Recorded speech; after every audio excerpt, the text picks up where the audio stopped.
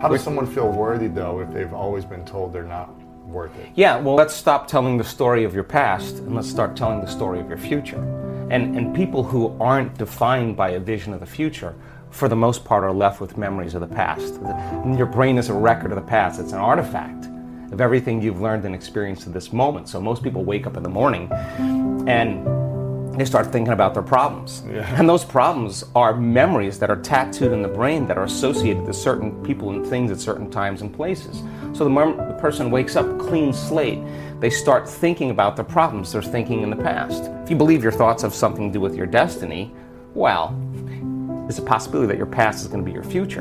Every one of those problems has an emotion associated with it. So then the moment you start recalling the problem, you start feeling unhappy. Now your body's in the past, because thoughts are the language of the brain and feelings are the language of the body, and how you think and how you feel creates a state of being. So people reaffirm their identity based on the past, right? And it turns out that the redundancy of doing that, conditioning only requires an image and an emotion.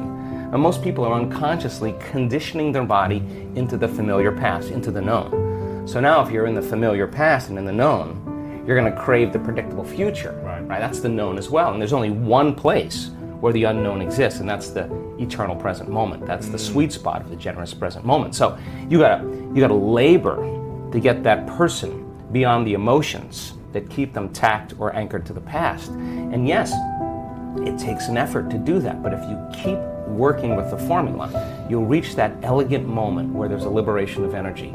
And now your body, as the unconscious mind, the objective mind, is not believing it's living in the same past experience 24 hours a day, because you're liberating the body from that emotional state. So you ask a person, why are you so unhappy? Why are you so frustrated? Why are you so resentful? The moment you ask that, their brain is going to associate that emotion to a past event. To a memory. To a memory. Yeah.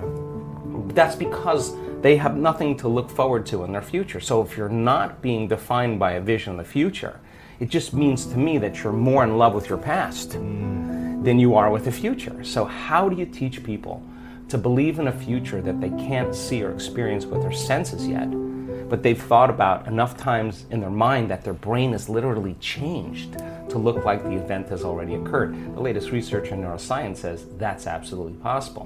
We know that. And how do you teach a person to select a new possibility in their future and begin to emotionally embrace that future before it's made manifest to such a degree that their body, as their unconscious mind, is believing it's living in that future reality in the present moment, and they're signaling new genes and new ways ahead of the environment. Now, till their body begins to change to look like the event has already occurred. We've proven that that's possible. Now think about this. So the more you think about your desired future, the joy, the gratitude,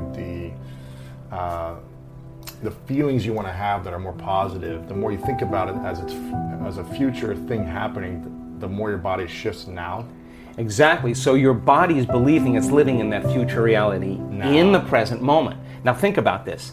The stronger the emotion you feel from some condition in your life, the more altered you feel inside of you, the more you narrow your focus on the cause, and the brain freezes an image and takes a snapshot. And that memory now is embossed in the brain. It's branded in there. So then people think neurologically within the circuits of those past experiences, and they feel chemically within the boundaries of those emotions. And the stronger the betrayal, the stronger the trauma, the more the body's living in the past, right? So how do you reverse that? So now, if you truly got passionate about a future, we've all done this. You get a wild idea in your mind and you start holding on to that vision and you're preoccupied with it. All of a sudden, the thought in your mind becomes the experience, and you start feeling the energy of the future. Yeah. Now, the stronger the emotion you feel from that vision, the more you're going to pay attention to the picture in your mind, and now you're remembering your future. And vice versa, the stronger you pay attention to the feeling of the past, pain, you're going to create the pain in this moment. Exactly. So it requires a coherent brain, and we now know that there's a formula for that, and we've got beautiful research to show that people can do it. They just have to practice. And it requires a coherent heart, because resentment, frustration, impatience creates a very incoherent heart. Yeah. And when that heart becomes incoherent, you stop trusting yourself. There's no energy there. You stop trusting in your future. Wow. So then, if there's physical evidence in your brain and body physical evidence to look like the event has already occurred. It's quite possible you'll be thinking neurologically within the circuits of your future, and you'll begin to feel chemically within the boundaries of that emotion of your future. And how you think and how you feel is your state of being.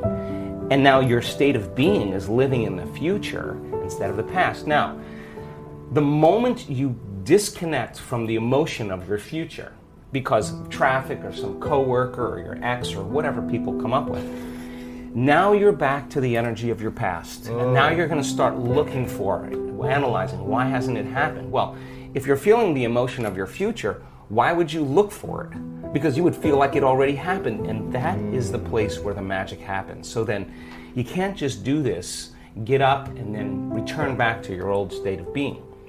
You got to maintain that modified state of mind and body. How do you maintain it when life practice. happens? Well, let me finish. If I punch you in the face right now, how do you maintain? Well, of course.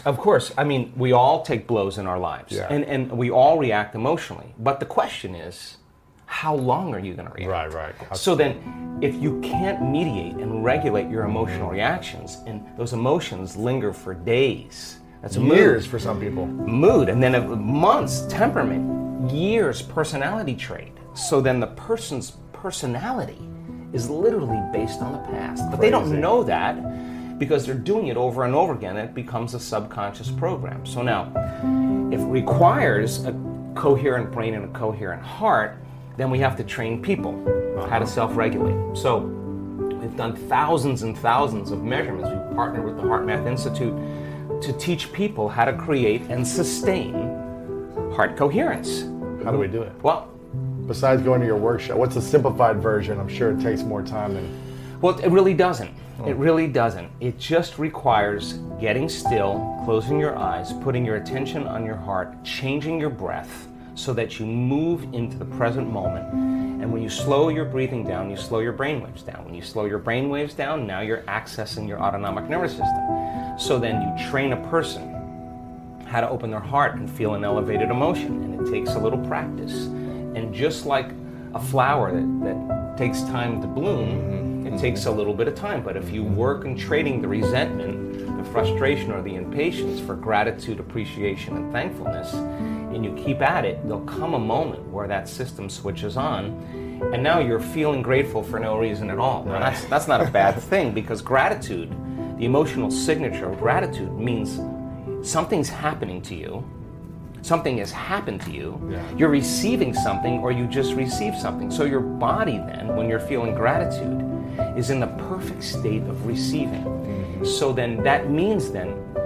you'll accept, believe, and surrender to the thoughts equal to the emotional state of gratitude. If you're living in resentment, you're living in fear, you're living in impatience, you could say, I'm healthy, I'm healthy, I'm healthy, I'm wealthy, I'm wealthy, and with all you want, and that thought's going to stop right at the brainstem and never make its way to the body, because the body's not feeling it, or because why? Because you're feeling resentment, and that thought that thought is not consistent with the emotion of resentment. Resentment has a different set of thoughts, right?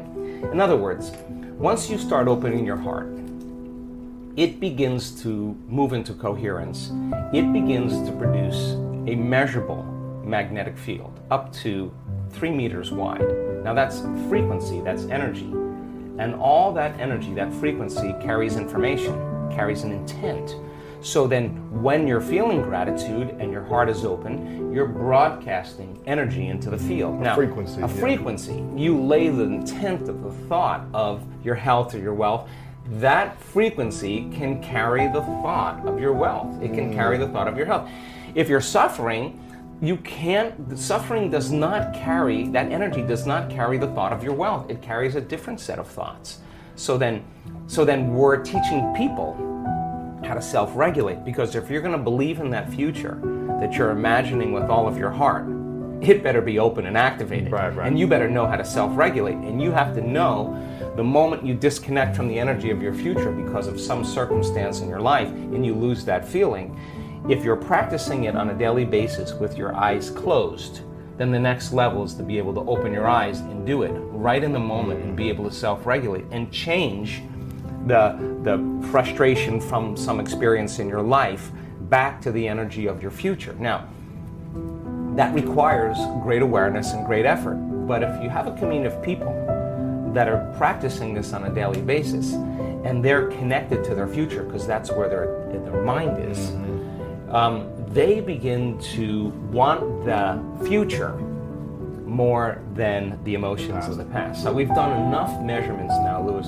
to know that we can teach people how to do that, and we have evidence that people can sustain it for 45 minutes to an hour. It's a skill now. They know that they know how to do it. So now they have brain coherence and heart coherence. Well, once the heart begins to become orderly and coherent, it acts as an amplifier and it drives energy to the brain. So now the brain is getting more energy once the heart is open, and then you're thinking a different set of thoughts. And those thoughts produce different chemicals for you to feel more of that. And here comes nitric oxide from oxytocin, and all of a sudden your heart literally starts to swell. It literally begins to open up, and there's more energy going there, and now you're coming from a different level of mind.